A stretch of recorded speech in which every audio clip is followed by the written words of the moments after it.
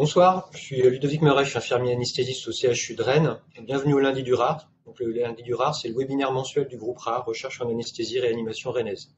Nous accueillons aujourd'hui le docteur Thomas Godet, qui est médecin anesthésiste réanimateur au CHU de Clermont-Ferrand. Il va nous parler aujourd'hui de la titration de la PEP en opératoire.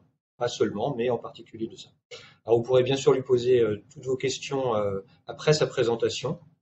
Merci de bien couper vos micros, vos caméras, pour que tout se passe dans le calme le plus total. Voilà, je passe tout de suite la parole à Thomas, le temps qu'il partage son écran. Merci beaucoup Ludovic. Encore une fois, merci vraiment pour cette invitation à ce lundi du RAR, qui est vraiment une manifestation qui est de plus en plus suivie. Vraiment, je vous félicite pour votre visibilité et pour ce que vous faites. C'est vraiment hyper intéressant et hyper stimulant, je pense, pour vraiment tout le monde. Alors, je pense que vous voyez bien mon écran. Euh, donc, on m'a demandé de vous parler de la titration de la PEP en paire opératoire et j'y ai rajouté et autres sujets intéressants.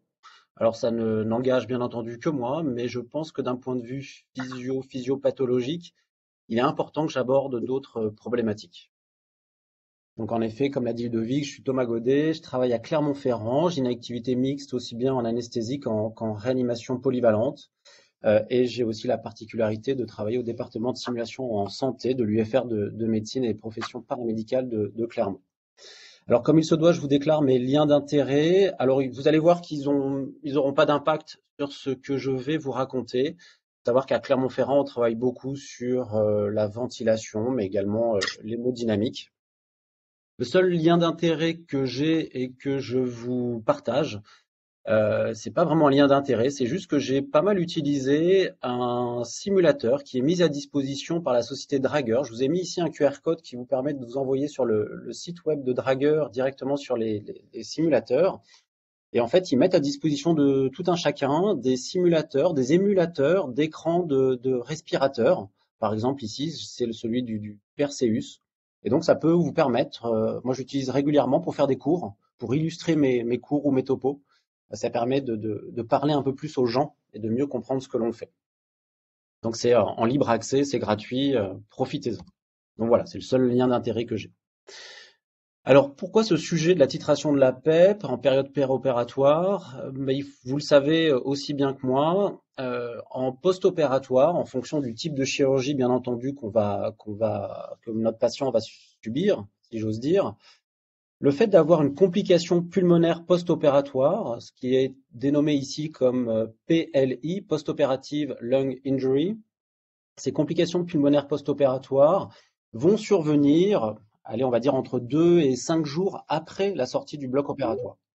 Donc la plupart du temps, le bloc, ça se passe pas mal, on est plutôt content, le patient en salle de réveil, il est extubé, il va pas mal, mais en fait, les problèmes, ils arrivent plus tard. On les voit pas. En tant qu'anesthésiste, on les voit pas. Souvent, ce patient, il est en service de chirurgie, puis il est rattrapé un petit peu par les cheveux, par l'équipe de réanimation qui est appelée pour un tableau de détresse respiratoire. Et ces complications, elles sont très importantes à prévenir finalement et à identifier bien entendu, parce que le fait d'avoir présenté une complication pulmonaire post-opératoire, c'est la courbe de Kaplan-Meier que vous voyez sur votre droite. La courbe noire, ce sont les patients qui n'ont pas présenté de complications pulmonaires post-op. La mortalité hospitalière, 1,4%. Et regardez la courbe bleue, c'est assez dramatique, le fait de présenter une complication pulmonaire post-op, 20% de mortalité. Un patient sur 5 va décéder du fait de ces complications pulmonaires post-op. Donc on voit d'emblée que le poumon, c'est pas anodin.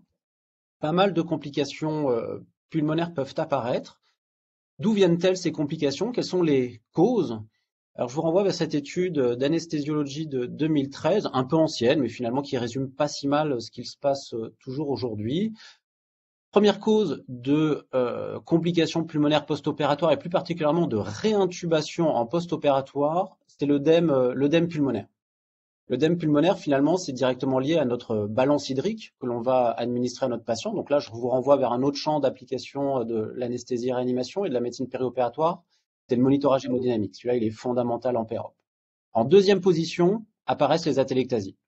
Et c'est ça qui va nous intéresser ce soir. Ensemble, là, on va discuter de ces atélectasies, de comment on va pouvoir les prendre en charge grâce à une optimisation de notre réglage de la ventilation mécanique. Et puis, il y a d'autres complications, bien entendu, la fameuse pneumonie, des dysfonctions d'organes, notamment des dysfonctions cérébrales, typiquement le délirium post-opératoire, qui peuvent être liées notamment à nos anesthésiques, à la gestion de l'hémodynamique. Nos patients peuvent inhaler, peuvent avoir des obstructions des voies aériennes, probablement sur des fins d'anesthésiques ou des doses de morphinique parfois trop importantes, de l'hypotension, des soucis de queue de curare, etc. Tout ça, ça va gréver le pronostic de notre patient. Et il faut savoir, le chiffre est assez dramatique, c'est que la réintubation trachéale non prévue dans les 3 jours post-opératoires, vous augmentez d'un facteur 72 le risque de décès intra-hospitalier de votre patient.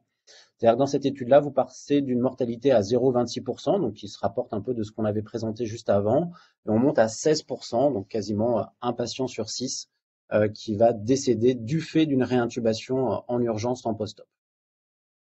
On a montré, je vous ai montré juste avant que les atélectasies étaient quelque chose d'assez fréquent et en tout cas une cause assez fréquente de nécessité de réintubation en post-op. Il faut savoir que tous nos patients, mais vraiment tous nos patients au bloc opératoire vont présenter des atélectasies. Notre anesthésie générale, l'utilisation de certains médicaments, le fait d'installer en décubitus dorsal strict un patient, de l'induire, de l'intuber, de le ventiler plus ou moins correctement, j'ai envie de dire, tout ça va contribuer à l'apparition d'atélectasie au bloc opératoire. Si je prends une coupe de scan pour vraiment illustrer tout ça, un patient éveillé à plat dos sur la table de bloc, globalement, il n'a pas trop d'atélectasie parce qu'il a finalement un tonus musculaire qui fait que ça va permettre d'éviter la survenue des atélectasies. Je vais induire mon patient, il va faire des atélectasies, c'est une certitude. Tous nos patients font des atélectasies en post-induction. Et en fait, si je n'optimise pas le réglage de ma ventilation mécanique en post-op, en périopératoire, pardon, à la fin d'intervention, mes atélectasies, elles ne vont cesser de grandir. C'est-à-dire que le volume de parenchyme pulmonaire qui va être atélectasié va devenir de plus en plus important. Et il faut savoir que une fois que j'aurai extubé mon patient, si j'ai pas optimisé mes conditions de ventilation, ces atélectasies vont perdurer. Et vont perdurer 24, 72, une semaine, 72 heures, soit une semaine après l'extubation. C'est probablement vrai chez les patients les plus fragiles, les plus à risque, sont on va dire la petite mamie qui a pas beaucoup de muscles, le patient obèse qui a des contraintes très importantes sur le parenchyme pulmonaire. C'est probablement peut-être pas vrai pour le rugbyman de 20 ans qui, lui, il aura peut-être des atélectasies, mais en salle de réveil, il va bâiller, il va faire une grande inspiration, il va lever toutes ses atélectasies, il va s'auto-recruter finalement. Mais voilà, chez les patients les plus fragiles, clairement, il faut y faire extrêmement attention parce que ces atélectasies vont perdurer. Et notre travail au bloc opératoire ou pendant la période périopératoire, j'ai envie de dire au sens large, ça va être d'être capable de contrer la survenue de ces atélectasies par des moyens qu'on va détailler ensemble juste après. Pour vous présenter un petit peu ces différents moyens, et je me base bien entendu sur des recommandations internationales. Ce n'est pas que mon avis personnel, c'est l'avis des experts. Et je vous renvoie vers cette revue, ce consensus international paru dans le BJA en 2018, qui fait du coup foi aujourd'hui et qui explique vraiment très honnêtement, de façon très didactique, la prise en charge de ces patients en période périopératoire. Ça va de la préoxygénation à la prise en charge péropératoire, mais aussi à l'extubation et à la période post-opératoire. Les recommandations, je vais vous les détailler un petit peu au fur et à mesure pour vous expliquer pas à pas ce qu'il est recommandé de faire.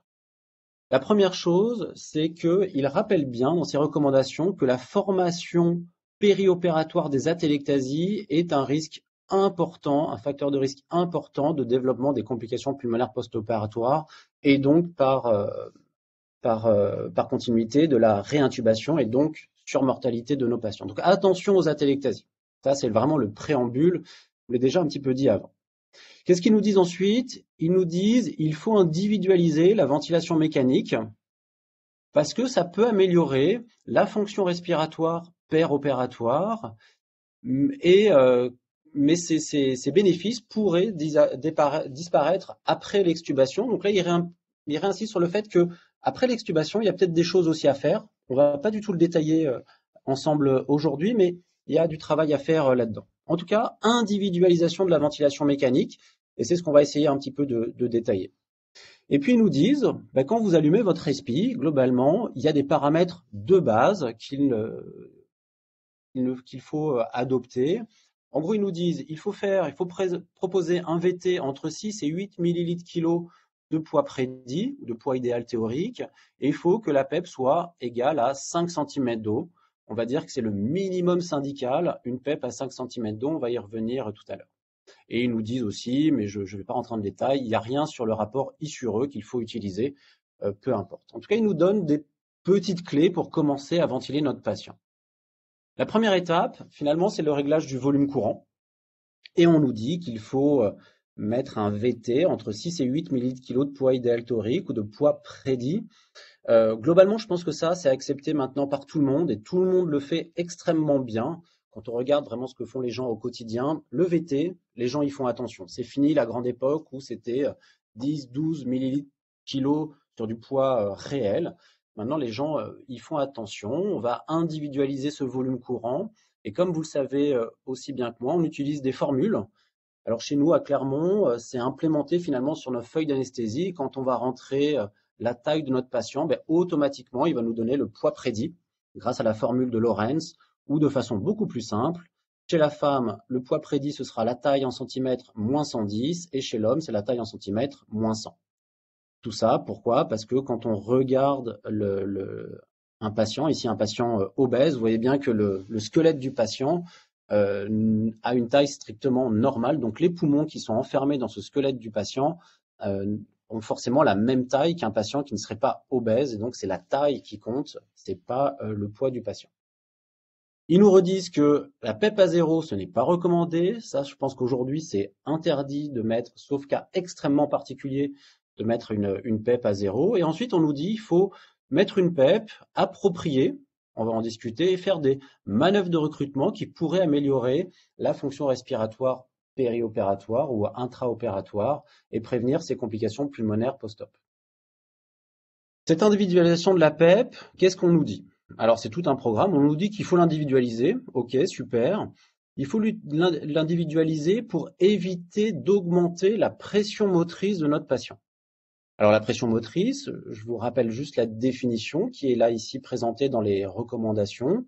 C'est la différence entre la pression de plateau et la PEP totale, en fait, appliquée à notre patient. Et il faut garder un VT bas. Donc, on en a déjà parlé juste avant. Votre VT, c'est 6 à 8 millilitres kg de poids idéal théorique. À partir du moment où vous avez déterminé votre VT au début de l'intervention, finalement, vous allez le garder pendant toute l'intervention. Il n'y a pas de raison de changer votre VT en cours de procédure. Typiquement, alors je pense que 6, c'est peut-être insuffisant. 6, ça a été surtout décrit pour les patients de réanimation en SDRA. À preuve de contraire, nos patients au bloc opératoire ne sont pas en SDRA. Donc 7 à 8 millilitres kg de poids prédit, c'est tout à fait raisonnable et c'est pas du tout criminel. Vous gardez ce VT pendant toute l'intervention et puis il faut optimiser, individualiser cette PEP pour éviter la hausse de la pression motrice. Et ça, c'est particulièrement vrai. Il parle de 3 populations particulières dans les recommandations. Les patients obèses, très à risque de former des atelectasies. Les patients qui vont bénéficier d'une céliochirurgie et qui vont avoir à un moment donné un pneumopéritoine qui va venir refouler le diaphragme avec un mouvement céphalique et qui va donc écraser nos poumons et favoriser la création d'atelectasie. Et bien entendu, quand vous mettez un patient la tête en bas, tout le contenu intra-abdominal va venir écraser à nouveau le diaphragme, mouvement céphalique, et donc favoriser la formation des atelectasies. Qu'est-ce qu'on nous explique? On nous explique ensuite que il faut monitorer cette pression motrice, parce qu'on voulait la minimiser. Il faut éviter cette augmentation. Donc, si on veut éviter l'augmentation, il faut la monitorer. Le monitorage de la pression motrice, ça doit être fait au quotidien chez tous nos patients. Je ne sais pas si vous le faites actuellement. Maintenant, les derniers respirateurs permettent d'avoir un affichage de la pression motrice en direct, pression motrice qui est dite dynamique. La pression de plateau doit aussi être monitorée en continu. Donc pour ça, il y a des réglages à faire sur vos respirateurs. Si ce n'est pas paramétré par défaut par vos ingénieurs biomédicaux, il y a souvent un petit menu en plus où il faut aller pré-régler un temps de pause télé-inspiratoire, c'est-à-dire à la fin de l'inspiration, on ne va pas ouvrir la valve expiratoire de suite, on va laisser un petit temps d'équilibre qui va nous permettre finalement de mesurer cette pression de plateau, qui est, je vais vous le rappeler juste après, l'équivalent de la pression intra-alvéolaire. À quoi sert la PEP? Les recommandations vous disent à quoi ça sert. La PEP, ça prévient la baisse progressive de la compliance du système thoraco-pulmonaire. La manœuvre de recrutement alvéolaire, ça corrige le collapsus alvéolaire. Mais ils disent bien que si vous faites une manœuvre de recrutement alvéolaire et que vous ne mettez pas de PEP suffisante derrière, globalement, le bénéfice sera très limité, voire ce sera inutile. Donc on voit d'emblée que dans ces recommandations, et je vais vous expliquer pourquoi derrière, le combo PEP, manœuvre de recrutement alvéolaire, il est fondamental et l'un ne peut pas aller sans l'autre et réciproquement. Les deux se interagissent forcément et ont des utilités complémentaires. La manœuvre de recrutement recrute, va lever le collapsus alvéolaire, ce que n'est pas capable de faire la PEP toute seule. Et la PEP va empêcher la reformation de ces collapsus alvéolaires, de ces atelectasies, après la manœuvre de recrutement. Encore faut-il la titrer correctement. Et ensuite, on nous dit que pour mesurer l'efficacité de ces interventions, qui améliorent la mécanique du système respiratoire, il faut globalement suivre la compliance à volume courant constant. Je vais vous rappeler pourquoi juste après. Donc là, je vous rappelais un petit peu des recommandations, voilà ce qu'on nous dit, mais ça paraît très abstrait finalement. On va essayer de rentrer un peu plus dans le pratico-pratique et je vais vous faire des dessins à partir de maintenant. Globalement, si vous regardez en mode volume contrôlé la courbe de pression, vous allez avoir la PEP, vous allez avoir une augmentation de la pression dans votre système respiratoire qui va être mesurée au niveau du respirateur. Et vous avez un pic, une crête, une pression maximale qui va apparaître, qui est dénommée sur votre respirateur, souvent P-pic, P-crête, ça dépend un peu des nomenclatures et surtout des fabricants. Ensuite, comme je vous l'ai dit, vous avez la possibilité de ne pas autoriser l'expiration tout de suite et de créer une sorte d'équilibre. La valve inspiratoire est fermée, la valve expiratoire est également fermée, et on crée un équilibre qui va permettre d'homogénéiser les pressions au sein des alvéoles et au sein du circuit du ventilateur. Donc, on va être capable, sur le ventilateur, de mesurer ce qui se passe dans notre alvéole. On obtient la pression de plateau, qui est à peu de choses près la pression alvéolaire. Et ensuite, vous ouvrez la valve expiratoire et vous revenez à votre fameuse pression expiratoire de fin d'expiration positive. Juste deux définitions, la résistance. La résistance est définie comme le gradient de pression entre la pression de crête et la pression de plateau sur le débit d'insufflation. Je vous rappelle qu'on est en volume contrôlé, le débit il est constant, mais sur votre respirateur d'anesthésie, ce débit, vous ne pouvez pas le modifier comme vous pourriez le faire en réanimation. Vous n'y avez pas accès à ce réglage. La compliance, elle est définie comme le ratio entre le volume courant, celui que vous avez fixé à 6, 7, 8 ml/kg de poïdal théorique initialement et que vous avez plus bougé, je vous le rappelle, sur un gradient de pression qui est la pression de plateau moins la PEP, et c'est ça qu'on appelle la pression motrice, et c'est celle-là qu'il va falloir titrer et surveiller tout au long de votre intervention. Je vous disais tout à l'heure que la pression de plateau, c'est à peu près la pression alvéolaire. Si je schématise l'évolution de la pression alvéolaire sur ce type de courbe, c'est la courbe verte que je vous voyais apparaître ici. Donc pression de plateau, c'est à peu près la pression alvéolaire. Vous avez le droit aussi de ventiler en mode pression contrôlée, il n'y a aucun souci. La seule différence, c'est que vous n'aurez qu'une seule pression maximale auquel vous aurez accès, qui correspond finalement à une pression de crête, pression de plateau, pression alvéolaire. Tout ça, c'est à peu près confondu, on va dire, dans les cas, on va dire, optimaux. Et donc, vous avez la même définition avec la compliance, qui est le ratio du volume courant sur la pression motrice, qui est exactement la même. La pression de plateau, qui est la pression de pic, la pression alvéolaire, moins cette PEP. Alors, cette titration de PEP, comment est-ce qu'on la fait? Ici, je vous propose une façon de faire, et c'est globalement ce que les recommandations internationales, ce dont les recommandations internationales parlent. Premier point important, vous faites une manœuvre de recrutement alvéolaire, faites bien ce que vous voulez. Si vous le souhaitez, à la fin, pendant les questions, on pourra éventuellement développer là-dessus, mais ce n'était pas forcément le sujet. Mais vous faites une manœuvre de recrutement alvéolaire et on va faire le postulat que vous avez choisi la bonne manœuvre, elle est efficace, avec la bonne durée et la bonne pression maximale. pour lever l'ensemble des atélectasies de votre patient. Ensuite, vous remettez, par exemple ici dans un mode en volume contrôlé, je veux encore une fois que mon volume soit constant. Et donc, si je veux avoir un volume constant, ce que nous dit les recommandations, si je veux avoir un volume constant, eh ben, je me mets en volume contrôlé. En tout cas, c'est comme ça que je le fais personnellement et je pense que beaucoup de gens le font également comme ça. Donc, je me remets à mon VT que j'avais prédéfini entre 6 et 8 ml/kg de poids prédit. Et ensuite, je vais mettre une PEP volontairement trop importante. Peut-être que mon patient, je vais lui mettre 16, 18 de PEP. Je me remets en mode volume contrôlé. Je vais laisser quelques cycles, entre 5, 6, 10 cycles.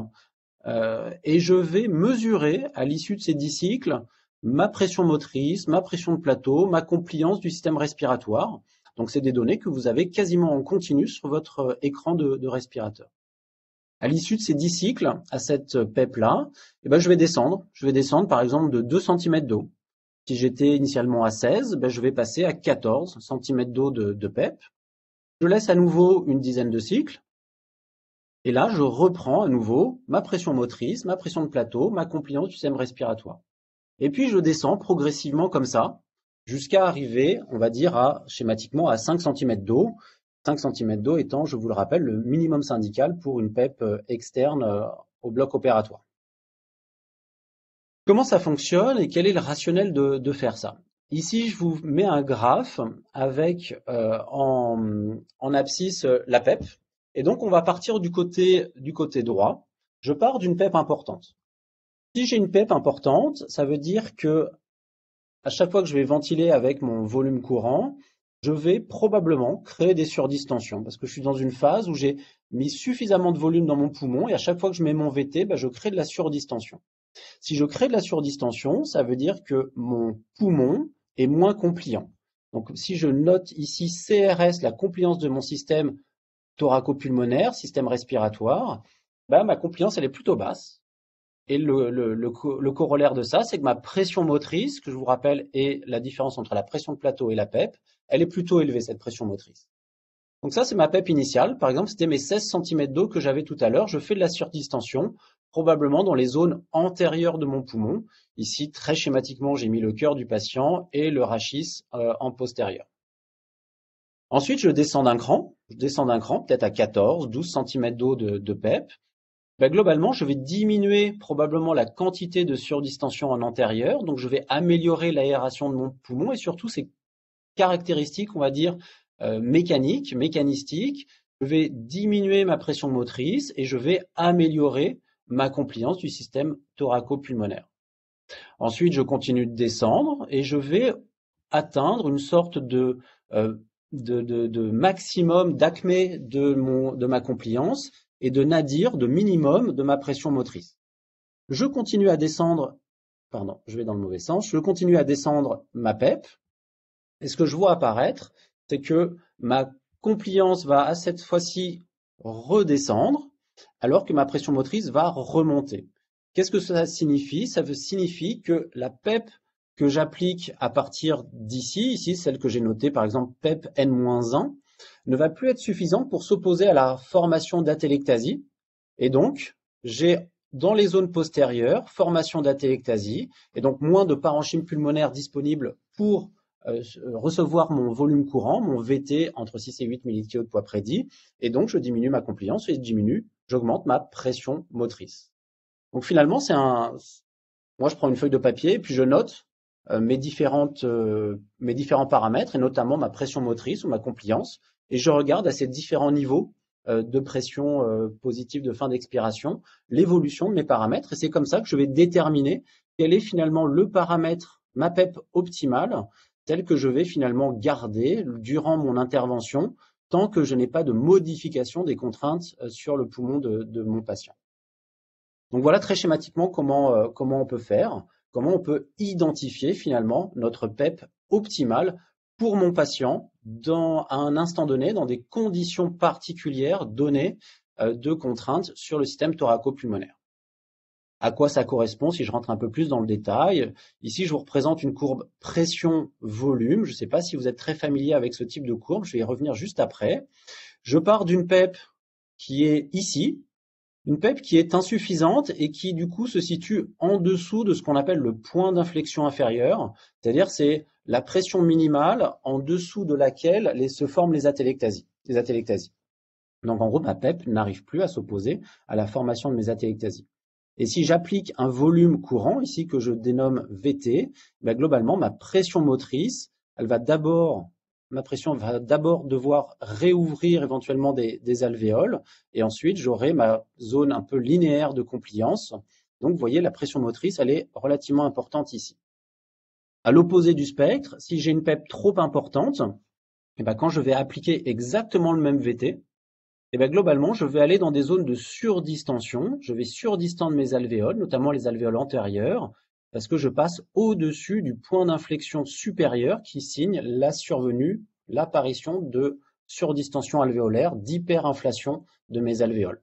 Ma PEP est excessive, je ne rentre pas dans le détail de mon VT excessif ici, et donc j'ai une pression motrice qui est trop importante. Au milieu, si j'ai titré ma PEP comme il le faut, elle sera globalement juste un peu au-dessus. Souvent, c'est 1-2 cm d'eau au-dessus de ma pression de fermeture des alvéoles, qui est sur des courbes pression-volume qui correspond au point d'inflexion inférieur. Et c'est là, je suis dans une partie linéaire de ma compliance, et de ma courbe pression-volume, pardon. C'est là où j'ai la meilleure compliance, et globalement, pour le même volume courant, j'ai une pression motrice, vous le voyez ici, qui est schématiquement plus faible. C'est comme ça que je peux déterminer quelle est ma PEP optimale. Donc vous avez compris qu'on avait fait une manœuvre de recrutement, on a fait une sorte de reset du poumon du patient. Je titre ma PEP en faisant une titration décroissante de ma pression positive de fin d'expiration avec mon VT constant. Bien entendu, quand vous êtes arrivé ici, vous êtes probablement en dessous de la pression de fermeture de mes alvéoles, donc j'ai reformé des atélectasies. Donc la bonne façon de faire, ce n'est pas de mettre directement ma PEP optimale, c'est de refaire une manœuvre de recrutement et d'aller directement à ma PEP optimale que j'ai déterminée. Ici, c'était par exemple le 3e palier, c'était ma PEP optimale. Donc voilà comment en pratique, on peut réaliser cette titration de PEP. Quand est-ce qu'il faut le faire? Alors les données sont pas très claires. Il y a des situations qui sont certaines. À partir du moment où je vais changer la position de mon patient, je vais changer les contraintes que je vais appliquer au parenchyme pulmonaire de mon patient. À partir du moment où je vais insuffler, le chirurgien va insuffler le pneumopéritoine en cas de laparoscopie, oui, je vais entraîner une contrainte différente sur mon parenchyme pulmonaire. À partir du moment où je vais déconnecter mon patient du respirateur parce que j'ai dû le déplacer, parce que je ne sais pas trop quoi, j'ai perdu ma pression positive de fin d'expiration et donc je vais créer un acte dérecrutant. De la même façon, si j'aspire dans la trachée de mon patient parce qu'il avait des sécrétions, forcément, je vais le dérecruter parce que je vais enlever cette pression positive de fin d'expiration. Dans certaines études, il était proposé de réaliser des manœuvres de recrutement de façon un peu régulière, les 30, 45, 60 minutes environ. J'ai envie de dire pourquoi pas, mais ça c'est sûrement vrai si et seulement si ma PEP n'a pas été titrée de façon correcte et si elle est surtout insuffisante. Si elle est insuffisante, forcément, au fur et à mesure de mon intervention, je vais recréer de l'atélectasie. Et puis, globalement, ce qu'on nous dit dans les recommandations, c'est qu'il faut suivre l'évolution de la compliance. Et si on a une baisse de la compliance du système thoraco-pulmonaire, là, on pourrait proposer de faire une manœuvre de recrutement. Schématiquement, à quoi ça correspond sur votre respi? Si vous utilisez les courbes pression-volume, vous avez une courbe pression-volume que vous pouvez faire apparaître sur votre respirateur avec une première compliance. Et si votre PEP est insuffisante, globalement, vous allez avoir une diminution de la compliance du système thoraco-pulmonaire et donc vous avez un décalage, on va dire, vers la droite de votre courbe pression-volume. Comment est-ce que vous pouvez faire ça? Vous pouvez le faire ça très simplement sur n'importe quel respirateur d'anesthésie. Ici, c'est donc le simulateur de chez Drager, mais peu importe. Vous pouvez avoir accès à des boucles, donc loops ici. C'est des systèmes, des boucles que vous pouvez faire apparaître, qui apparaissent en continu, et vous avez la possibilité de sauver une référence quand vous avez titré votre PEP de façon optimale, et vous savez que vous avez une PEP optimale et donc une compliance optimale de votre système, et vous allez pouvoir suivre en continu votre courbe pression-volume. Schématiquement, à quoi ça ressemble? Vous avez une courbe pression-volume ici, comme vous pourriez la voir sur votre respirateur. Vous avez juste avant titré la PEP, fait votre manœuvre de recrutement, titré votre PEP, refait une manœuvre de recrutement, vous êtes revenu à votre PEP optimale, vous enregistrez cette boucle qui va vous servir de référence tout au long de votre prise en charge anesthésique. et ça correspond à une compliance, on va dire, optimale, qu'on va nommer ici C1. Et en fait, au cours de vos cycles respiratoires, au cours de votre intervention, vous allez constater potentiellement que votre courbe pression-volume va avoir tendance à se décaler petit à petit vers la droite. Et ça signe en fait un dérecrutement progressif de votre système, de vos alvéoles. Et donc, ça peut très visuellement, très simplement, vous alerter sur le fait que probablement, il pourrait être intéressant de refaire une manœuvre de recrutement et d'éventuellement retitrer la PEP, parce que si votre compliance change au fur et à mesure du temps, à PEP donnée, peut-être que cette PEP donnée est insuffisante et peut-être qu'il faudrait refaire une titration et redétecter la PEP optimale, rechercher la PEP optimale qui permettrait d'éviter ce dérecrutement. Pour résumer un petit peu ce que je vous ai dit, et pour aller peut-être, pour ouvrir un petit peu plus les choses, n'oubliez jamais qu'on fait de la médecine périopératoire. C'est-à-dire que notre travail, c'est pas juste j'induis mon patient, je l'intube et je le branche au respirateur et puis je le mets en salle de réveil. Non, ça commence bien avant, ça commence dès la préoxygénation, où vous le savez aussi bien que moi, il faut préoxygéner les patients de façon optimale. Et ce qui est recommandé, notamment dans certaines populations, c'est d'utiliser des pressions positives, notamment en utilisant la VNI, des CPAP, avec bien entendu toujours une FiO2 à 100%. Vous intubez votre patient. Ce qui est recommandé de faire, c'est après l'intubation, c'est de faire une manœuvre de recrutement et de titrer cette PEP. Peut-être que c'est pas nécessaire de le faire tout de suite après l'intubation si vous partez en célioscopie, parce que à ce moment-là, les conditions de charge de votre poumon vont changer pendant la célio, et peut-être que ce sera plus intéressant de le faire juste après la réalisation du pneumopéritoine, si bien entendu le temps entre l'intubation et la réalisation du pneumopéritoine n'est pas trop long et qu'il n'y a pas un temps non célioscopique avant par le chirurgien. Ensuite, vous allez suivre l'évolution de votre compliance, votre pression motrice de votre système respiratoire en péropératoire. Je vous ai mis ici les paramètres qui sont recommandés. Le VT, on en a déjà parlé. La PEP au moins supérieure à 5 est titrée sur la pression motrice ou la pression de plateau ou la compliance. Les manœuvres de recrutement éventuellement régulières si nécessaire. Vous les détectez grâce à la pression volume. Et la FiO2, je ne vais pas en parler ici, mais globalement, FiO2 minimale, 94% de SAT, c'est très très bien. Et puis, pensez bien que vous allez extuber votre... Comment on fait pour mettre copier?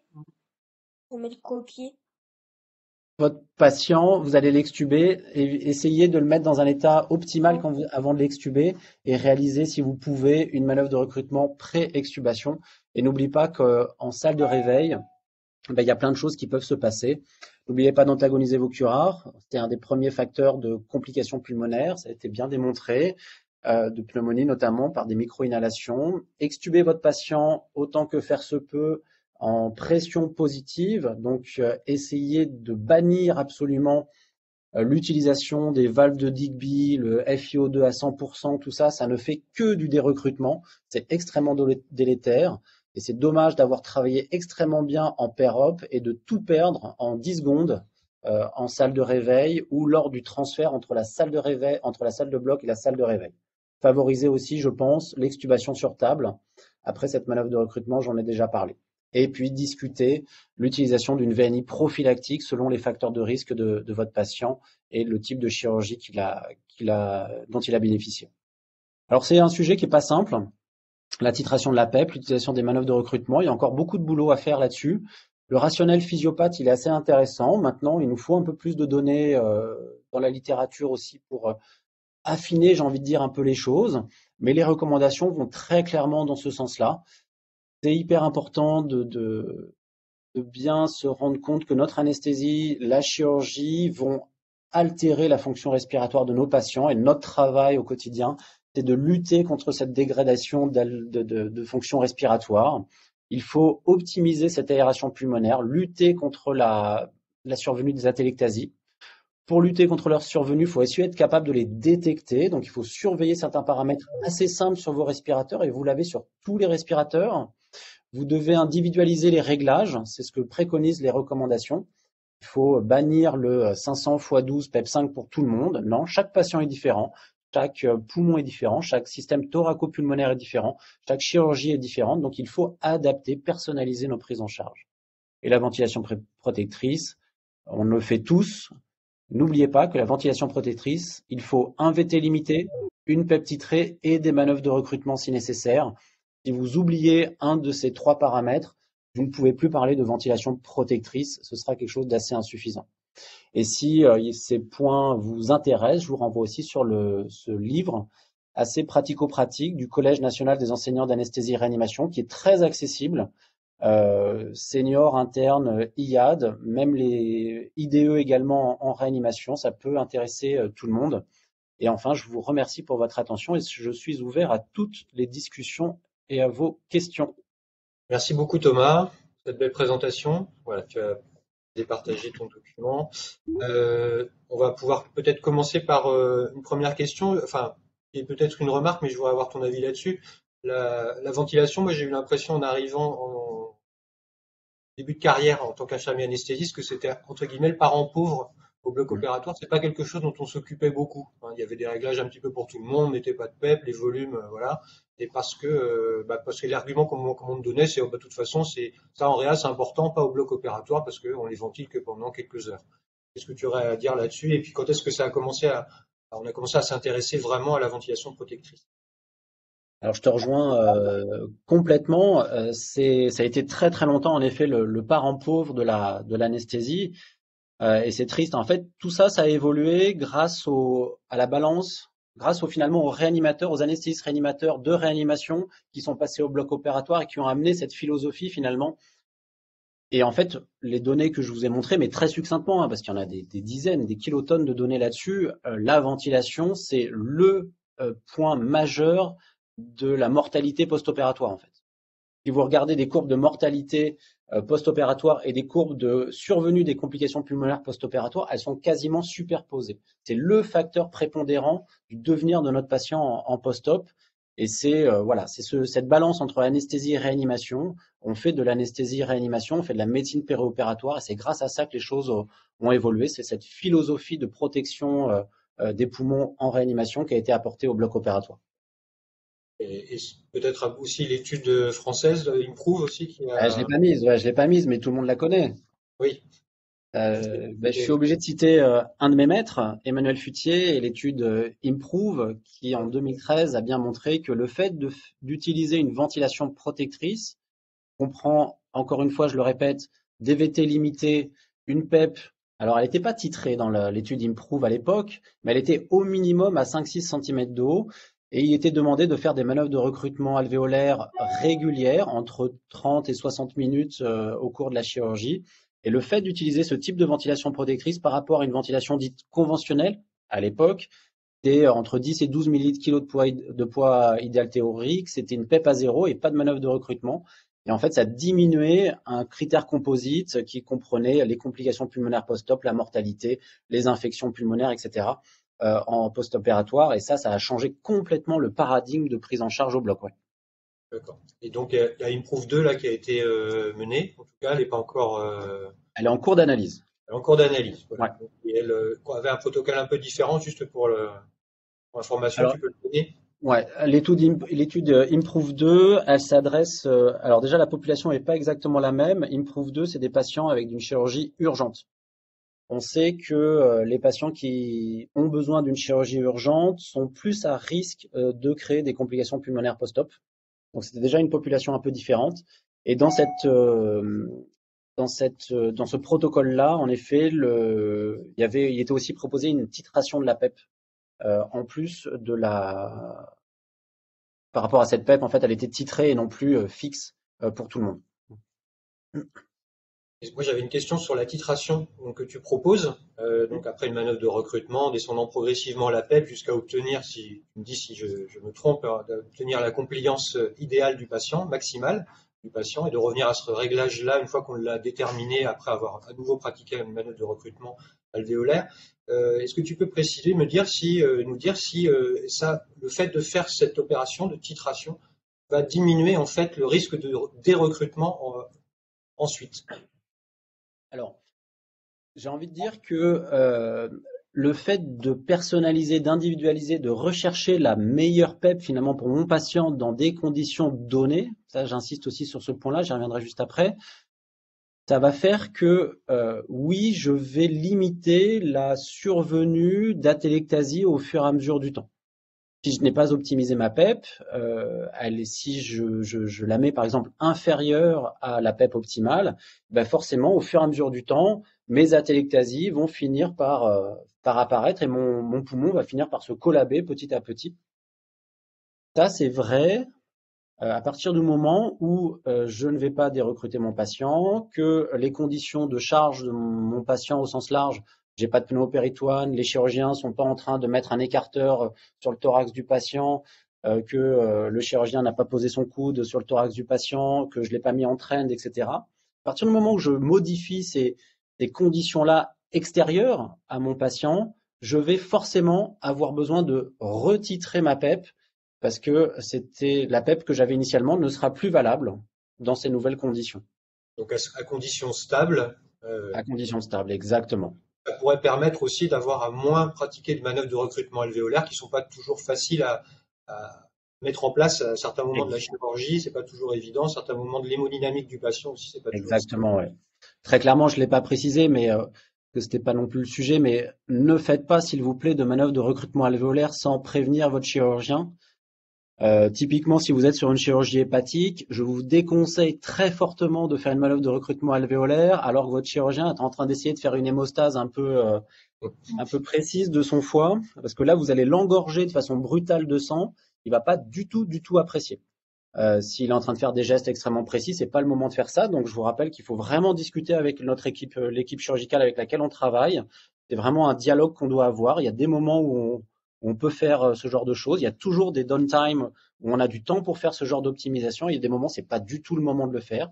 Et attention aussi aux prérequis qui est condition hémodynamique stable du patient. Ça, c'est vraiment fondamental. Sinon, vous allez vous faire extrêmement peur, voire vous allez, je vais pas dire tuer le patient, mais ça peut clairement arriver. Des arrêts cardiaques sont déjà arrivés.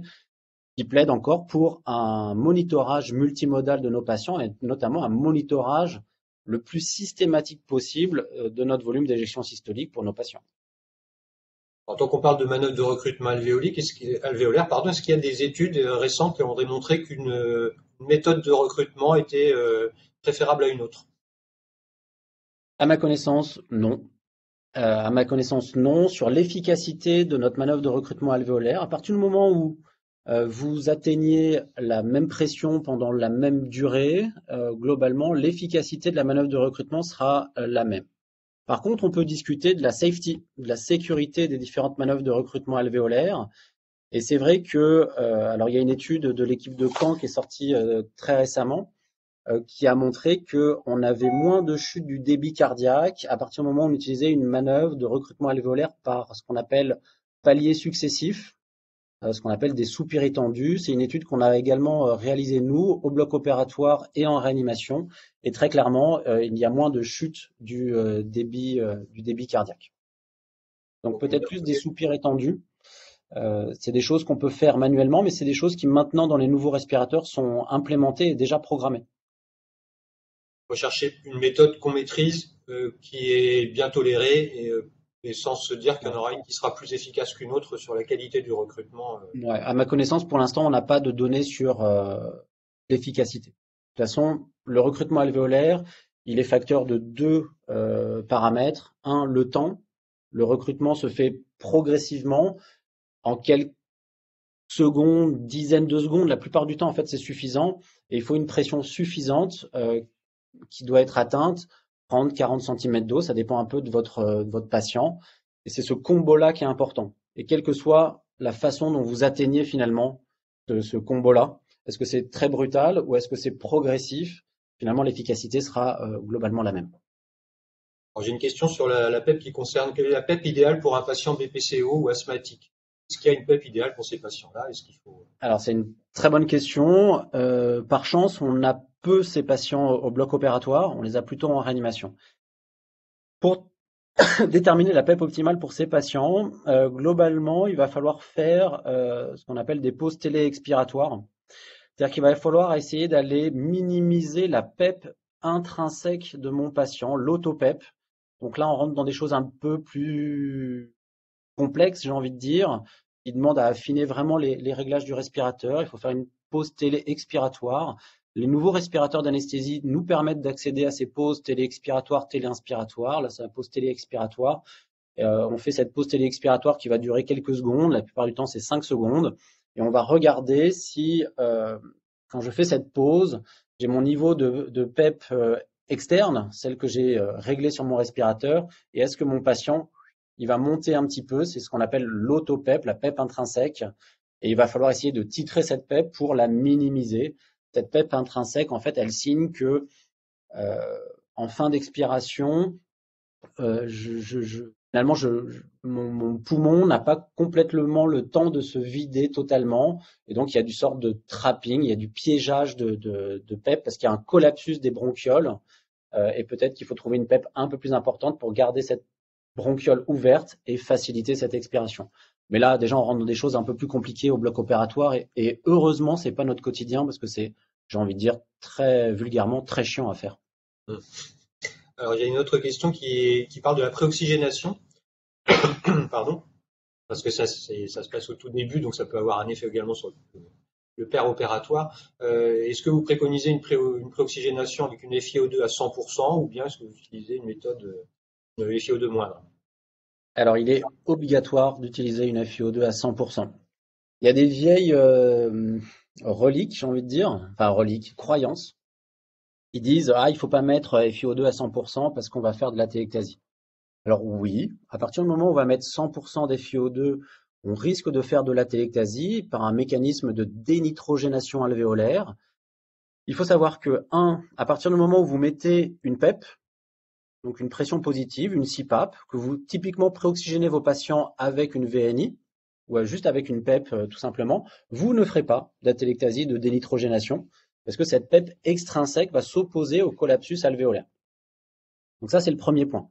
Deuxième point, oui, même si vous ne mettez pas une PEP, c'est pas, il y aura des atélectasies de dénitrogénation qui vont apparaître, mais par contre, très clairement, le temps d'apnée sans désaturation sera bien meilleur à partir du moment où vous avez mis 100% d'FiO2 par rapport à d'autres FiO2. Ça a été montré dans des vieilles études.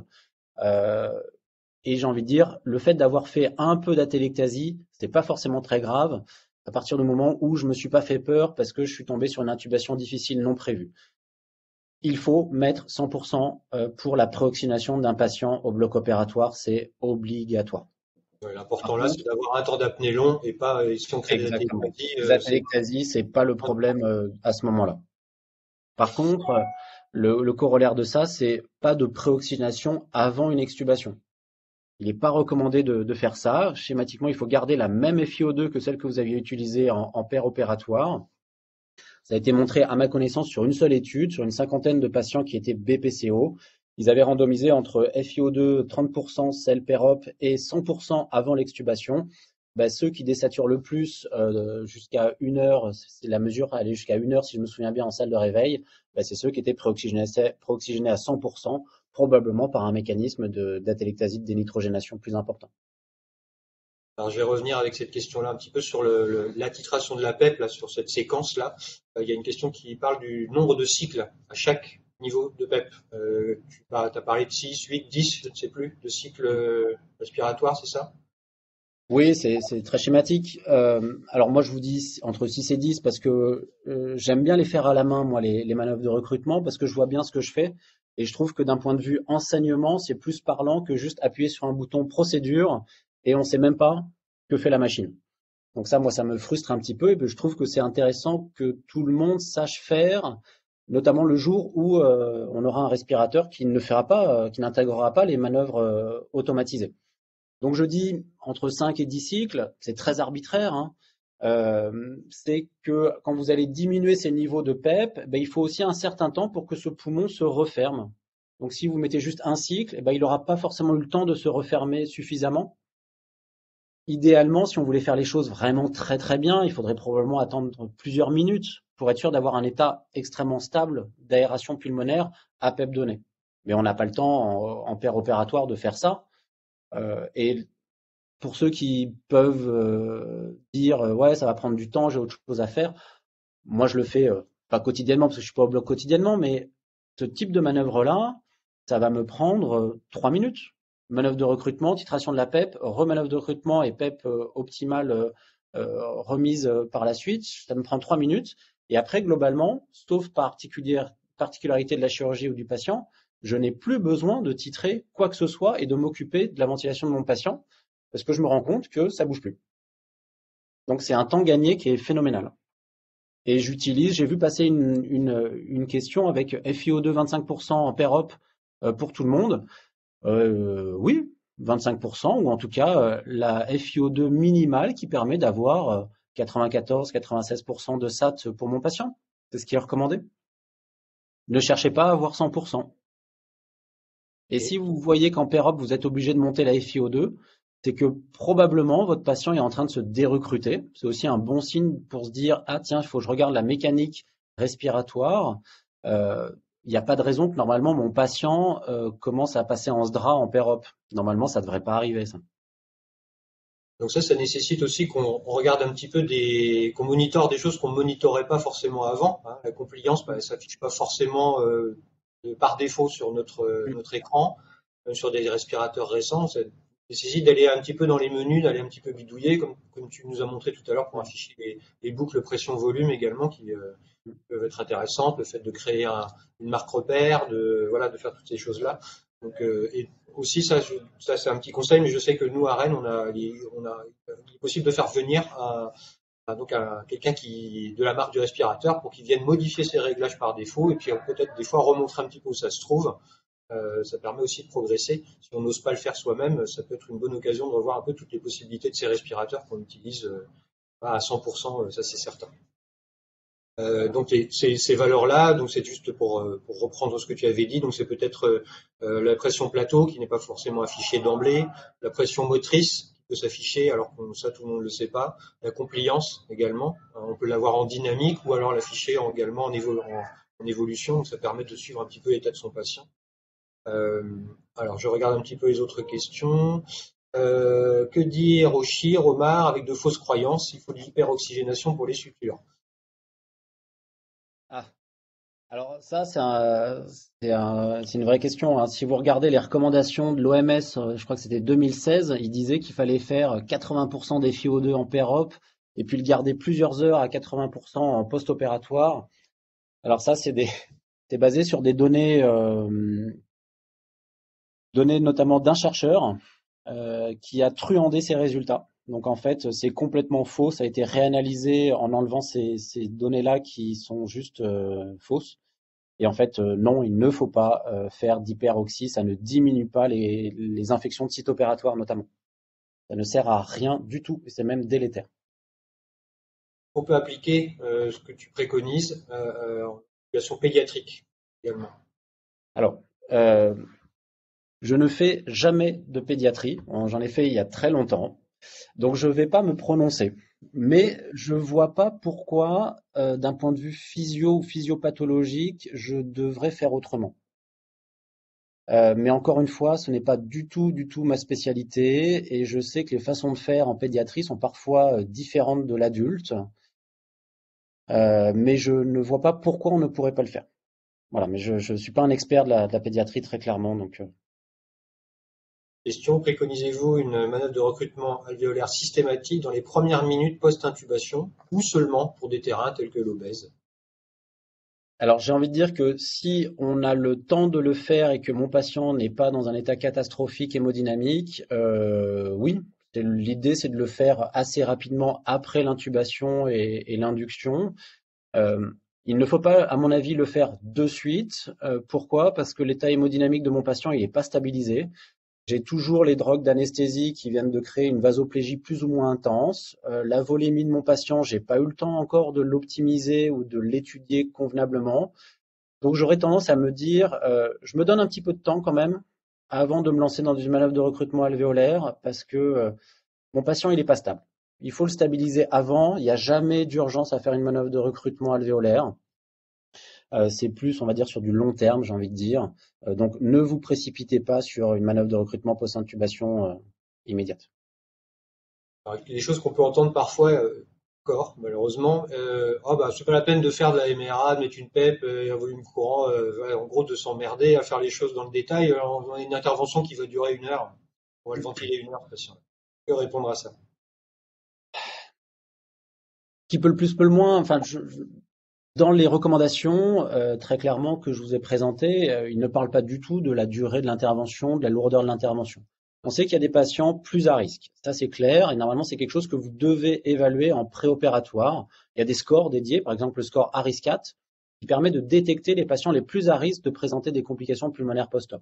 Ces patients-là, très clairement, il faut leur proposer une stratégie optimisée, individualisée. Ça, c'est sûr. On en est quasiment certain. Si vous avez, j'ai envie de dire, pourquoi ne pas le faire? Si je prends les choses à l'envers, pourquoi ne pas le faire? Pourquoi ne pas optimiser l'aération pulmonaire de mes patients avec une méthode qui est assez simple à faire, qui peut être extrêmement sécuritaire quand elle est bien maîtrisée et qui derrière vous assure que votre aération pulmonaire est optimisée pendant toute l'intervention? Je ne vois pas pourquoi on devrait s'en passer en fait. On a l'impression, mais peut-être parce que la fausse croyance, c'est que ce que je vous ai présenté là, ça prend un quart d'heure. Non, ça prend pas un quart d'heure, vraiment, ça prend 3 minutes à faire. Donc, on prendra ce temps-là, on peut le prendre sans aucun problème à mon avis. Ok.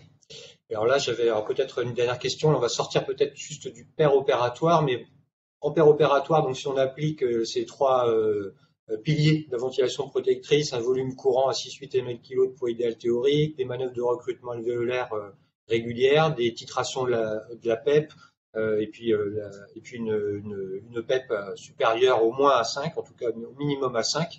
En opératoire, bah, parfois on va sortir notre patient, on va le laisser sur ballon pendant un petit moment, on va l'emmener au réveil.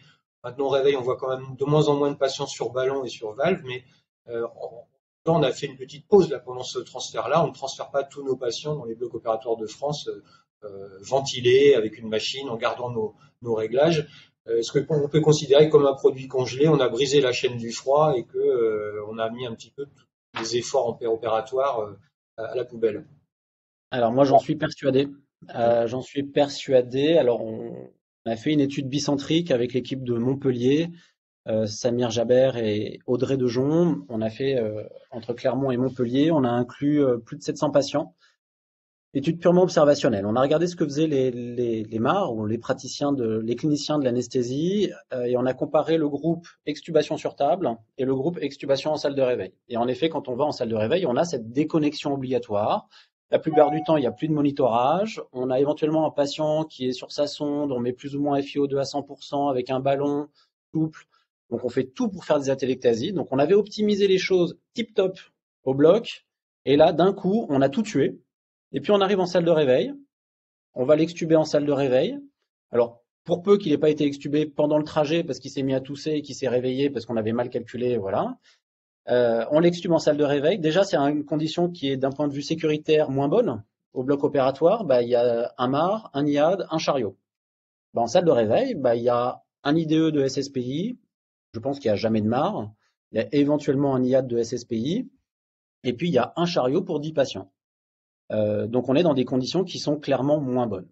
On a regardé le taux de complications, notamment désaturation, hypotension, etc., entre extubation en salle et extubation en SSPI.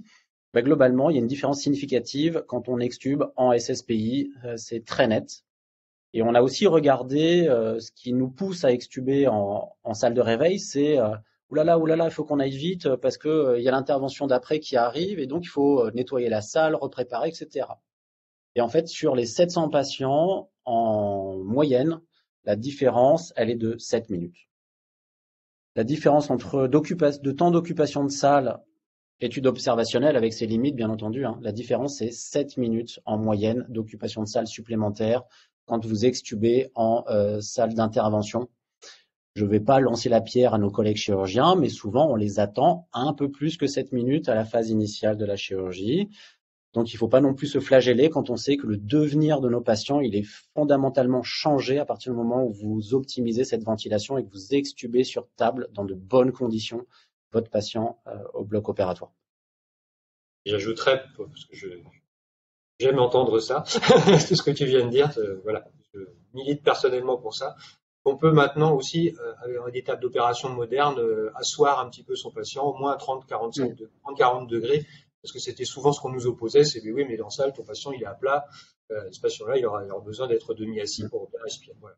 On peut aussi faire les choses de façon complètement sécuritaire, aussi pour ça, en salle d'intervention, et qu'effectivement, on ne gagne pas forcément beaucoup de temps, ou en tout cas très très peu, de façon non significative.